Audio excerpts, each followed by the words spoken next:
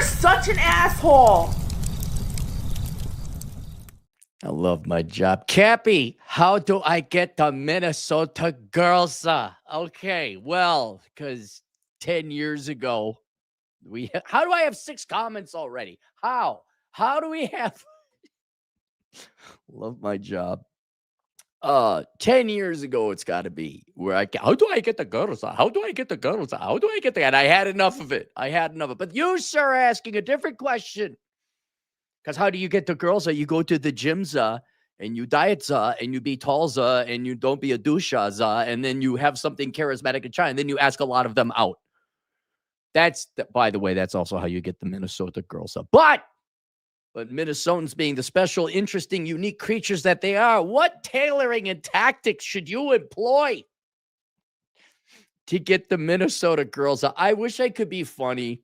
I took a shower, thought about it. It's no different. I even have to a little bit. Now, this is probably more a function of age than it is location. But I've said before, at least Gen X, a fair amount, not all, but a fair amount of Gen X gals did offer to buy. They did attempt to go Dutch. I can't not commend them and tip my hat to them.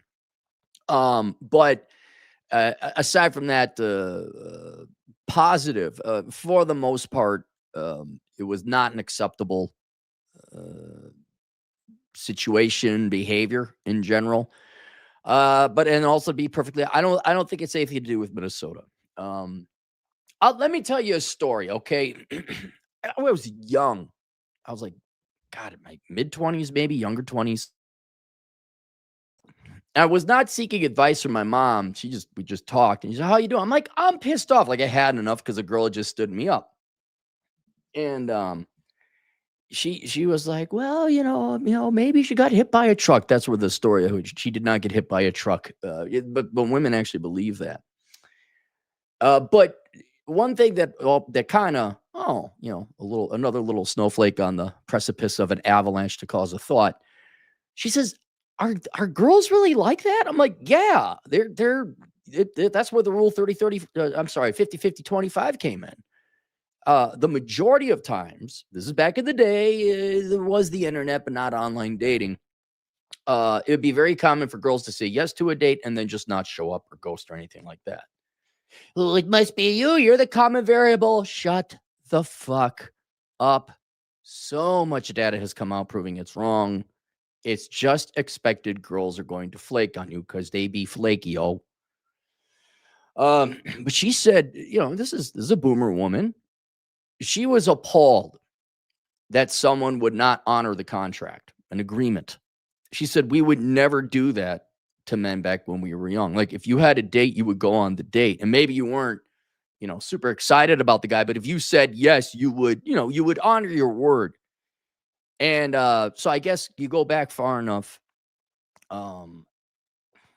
That was the standard. The golden rule was followed. You honor your word. Do what you say what you mean, that kind of thing.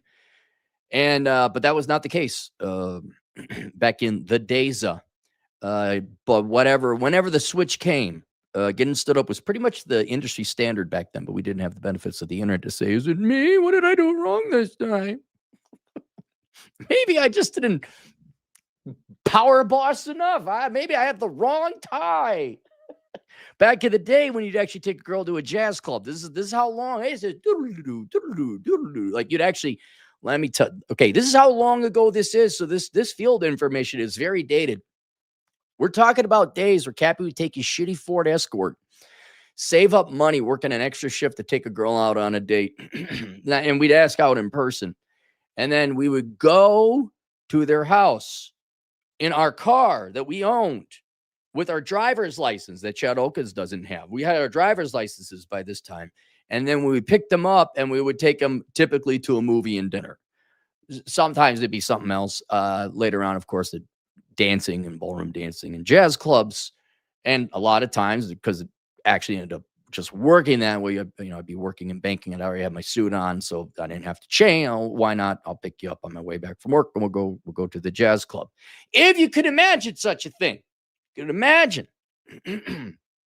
But no, generally Back in those days, they were just as flighty.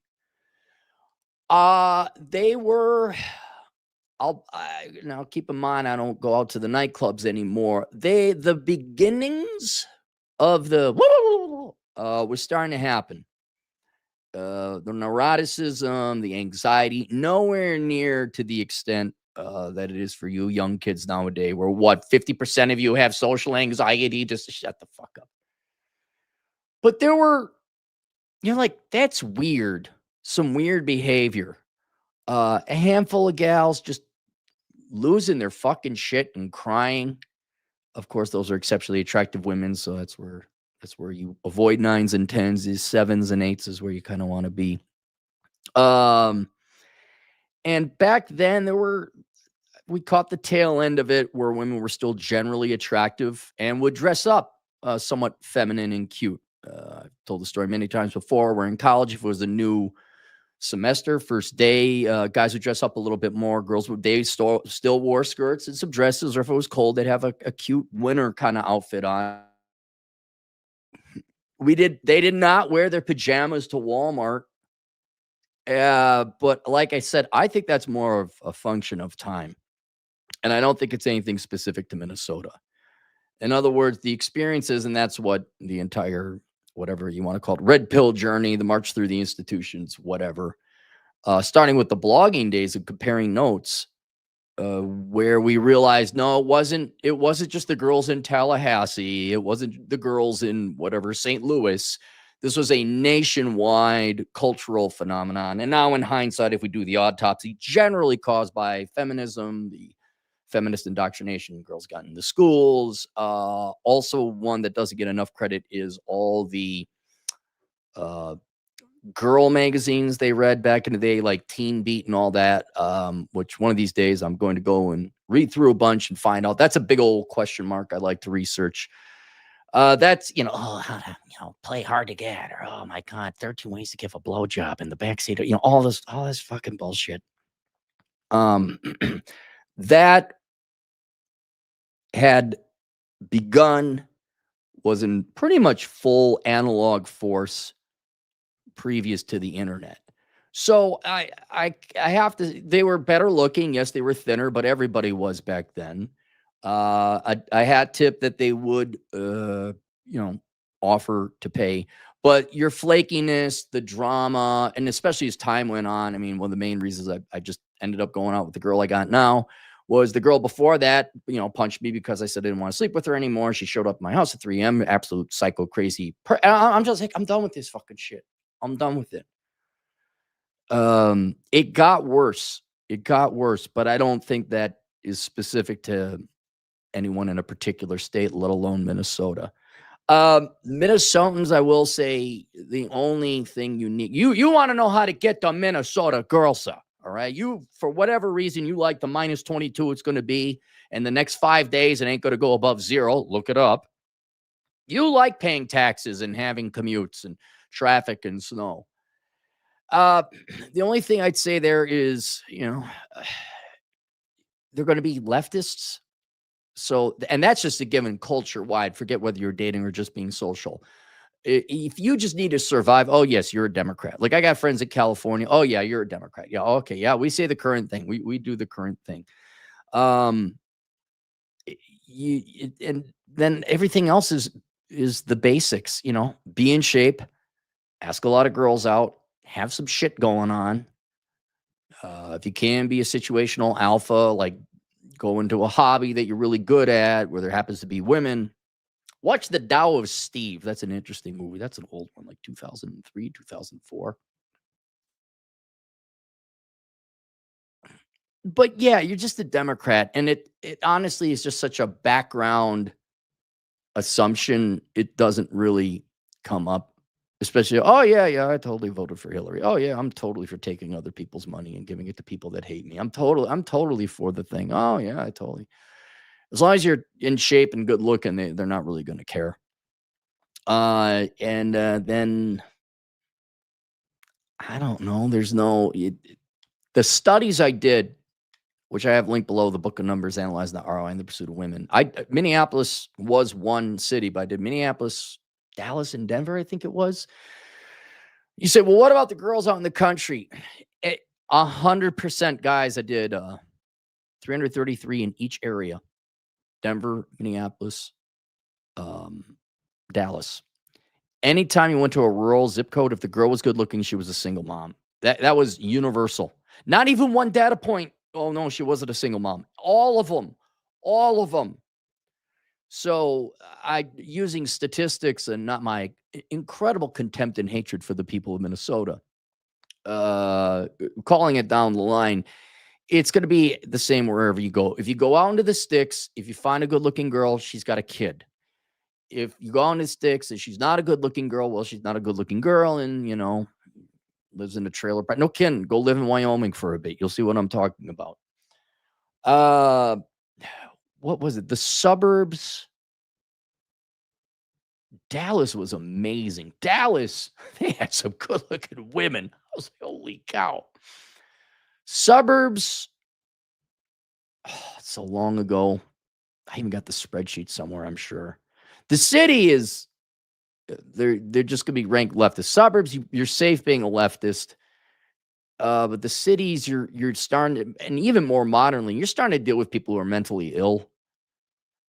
This goes beyond my research. I got to imagine living in a major metro. You're just like Denver. I'm already like your hair's purple, whatever, dumb tattoos. And it's not that you're a leftist because you care about people. You're a fanatic leftist because you hate people who have more than you, or you hate Donald Trump. It becomes a, not a cult, an obsession is, I guess, the word. Right. This is not your grandma who voted for JFK back in 1960 or whenever he was elected, who just wants to help out the little guy. This is their fucking religion. What you see them protesting, because they got no jobs. Suburbs, I'll tell you this, you just want to avoid the suburbs in general. You got daddy's princess syndrome in the twin. Oh my God, don't even. I know it. Yes, I'm aware there's Winnetka and there's suburbs and there's rich assholes and daddy's little princess syndrome all over the United. But oh my God, just the Twin Cities. If she comes from a suburb that ends or begins with a vowel, you probably just want to avoid that. But it doesn't change the fundamentals. If you're good looking enough and you ask out enough girls, that universally will increase your chance. That's how you get the girls, no matter, as well as Minnesota. Now, keeping one is probably a different matter. And I will tell you this specific to Minnesota. I made fun of it before. I've known many a couples where they move off to a nice place like Dallas or Phoenix or St. Petersburg or something like that. This will happen if you marry a Minnesota girl. She's always going to want to go back home to see her parents because they got good schools. You're like, why don't we just stay here and send the kids to schools? Like, you mean you want to go visit your parents? You go visit your parents. You have to go hop on a flight. Go, no, I want to move back. I miss Minnesota. Don't you know? What exactly do you miss about Minnesota where the temperature currently is? Oh, you guys think I make it up. Minneapolis temperature. It is 4 degrees. And when the sun comes out, it's going to get colder. It will drop to -6 this afternoon with a low of -21, and a high tomorrow of -11. I have seen that happen. Generally, I would not marry a Minnesota girl, in hindsight. And that will happen that if you like, hey, let's escape this cold, high tax, hate-filled shithole. And then for whatever reason, but they got good school, which at one time they did back in the 80s. Minnesota does not have good schools now, unless you want your kid to think they're trans and cut their junk off by the age of 12. But then, send them to the Minnesota public schools. But generally, no. I mean, it's the same way. I know you're not being serious about the question, but here's the other thing, you think, oh, Minnesota girls, you say like, oh, I'm going to wear a star and sickle and advocate murdering white guys. That's not, especially the women. That is a conformity thing. That's a I'm on the team. I'm wearing the Green Bay Packers jersey. I'm with the team. Now, you may not give a shit about the Green Bay Packers. You may not give a shit about politics. That's just to show you're part of the herd and you're going along and getting along, and you will subserviate your individual self for the group. That's what that all is. So it is only a lot of times a token submission of the individual to the group, and they may not really give all that much of a shit. The point I'm trying to make is that you leaning into that more than a simple compliance is not going to help you, because that's why male allies or feminist allies or male Democrats, male feminists, they never get laid. The mattress carriers, they never get laid because they, oh my God, I'm so Democrat. Let's talk more about Democrat socialism. Oh my God, I so hate my own kind. Oh my God. We should tax the rich more. That doesn't turn them on. Is it a pledging test, a fealty, purity test? Is that what I'm looking for? You only have to say you're a Democrat.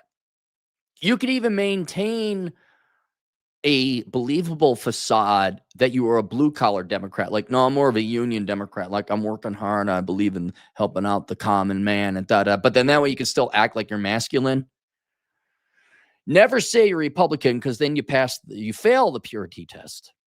But you are a Democrat, of course, but then it really shouldn't come up that much unless they're really into that cult. Like, that's the only thing they got going. Like, let's go protest. Like, babe, I got to work. Why do you work so much? Well, because I got to pay rent. Oh, you got to support the man, right? Oh, God, yeah. When you get back, give me a blowjob, right? Okay. Have fun at the protest, sweetheart. Don't get shot. I know you think you're Superman, you're impervious to bullets, but you're not, I assure you. So no, that's not. Let's use the Green Bay Packer thing, right? It's the exact same thing. You get some Packer fan, it's a Packer family. Dude, they exist in Wisconsin. Go look it up. Are you a Packers fan? And you're looking at some, 96 IQ, fat, 58-year-old pasty dude from Green Bay, and you want to date his daughter, and you say, yeah, of course, go Pack. Even wear a jersey or whatever. Put a fucking bumper sticker on your shitty car. Who cares? Because they will kick you out if you're not a Packers fan. Because, again, their IQ is down here. So you just, yeah.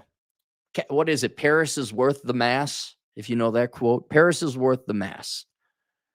And you just, and then socially, same thing. Oh, yeah, I hate the Republic. Oh, Trump, man, bad. Oh, yeah, let's murder all the white guys. Yeah, of course, sure. Give all the money to everybody, not us. Sure. Yeah, my kid's going to be totally trans when I tell him to be, her to be. Yes. Yeah, I'm a good Minnesotan, don't you know? Yeah, okay, he's one of us. He said such ridiculous things. We know that he subserviates the individual to the group. So then you're in the club. Then you can go ahead and do that. But no, it's still going to be lifting the weights. It's still going to be, you pull up in a nice car. You're going to demonstrate worth and value. And you wouldn't do this, but you pull up in a Mercedes with a Paul Wellstone bumper sticker. Oh my God, you're so old school. Yeah, I am. He was a good man. He's a great man. Yeah. Oh, sure. If you really want to impress him, maybe read Das Copy. Well, don't read as long as book. Maybe more the Communist Manifest, and just have some token kind of basic socialist left-leaning economic concepts down, so you could talk competently about it. And they never go deeper than that. Like, well, yeah, because of the value of labor theory. Oh, well, it's there. Yeah, you're right. Don't mention OnlyFans. That's it. That's your only hurdle. The main hurdles, yes, gym, dress well, smell nice. Dude, do you know how many Democrat women are just hard up for some real dick? You see how they look lustfully at the Ice Age? And then I guess at the Ice Ages, that's the second number most searched sexual fantasy already. It's like it's been a month. A Minnesota, I mean, look at Larry Sison. Look at David Hogue. Look at, I guess, be like Bill Clinton. Bill Clinton, whether you liked him or not, was a good-looking man. He was incredibly charming. He played the saxophone. I mean, he was like a real man, right? Be a real man. And if you claim to be a Democrat, it's so rare because they got these soy boy pussies like, but I'm a good Democrat. I carried your mattress. I protested with you. I cut off my finger. See, I pledged fealty. Why P not get touched? And you come in there and you're this good looking dude and like, oh yeah, socialism, man, totally. You want to go to the jazz club? Put on a dress. Oh, okay. Then you see hairy armpits. Ah, Jesus. Wasted $50 on drinks. I got a buddy. He's got bad luck. He's ran into 2 girls now. She's cute. Hairy armpits. I'm like, really? 2026? So there you go. It's the same. You just lie a little bit more about being a Democrat. Agent in the field, $2. 2 long-term relationships from Eden. The EP and Lakeville were the insufferable. Yeah, it's just don't. And then there's the Minnesota psychology, which cannot be solved. Just, I would say, because I haven't been on the field in a long time, being legitimate and serious, you really need to, like, what's your mental health like? What's your mental health like? I mean, you got to ask more politely, but you kind of bring it up. My fucking ADHD, I can't focus on the menu. Oh, you got ADHD too? Yeah. We got a little bit of social anxiety disorder, What do you got? Oh, and then now you're trading Pokemon cards. Oh, I got this made up mental illness that my teacher said I had. That's the one where you have someone knocking at your door at 3 a.m. and punching you because you say, I don't want to sleep with you.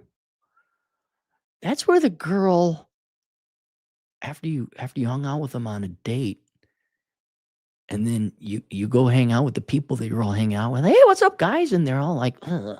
It's like, that's weird. And then you realize, wait, what did you tell them? That shit.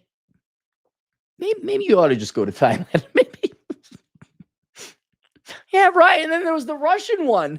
Although she's not Minnesota. Yeah, you're right. The guys you told me, oh God, that was a setup. And other people corroborate, like, yeah, that was a setup. That's how they get their green card. I'm like, oh shit. If she wasn't asking for money, I'll tell the story some other time. Yeah, just it's a great place to leave.